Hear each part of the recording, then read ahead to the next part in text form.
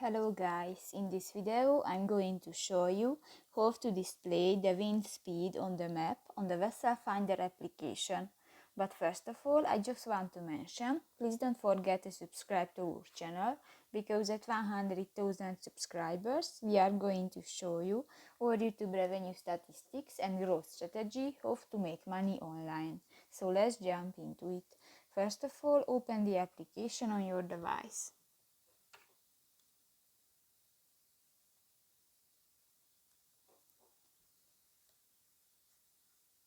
Click to the wind icon below the map at the right side of the screen and click to the third option, the wind speed.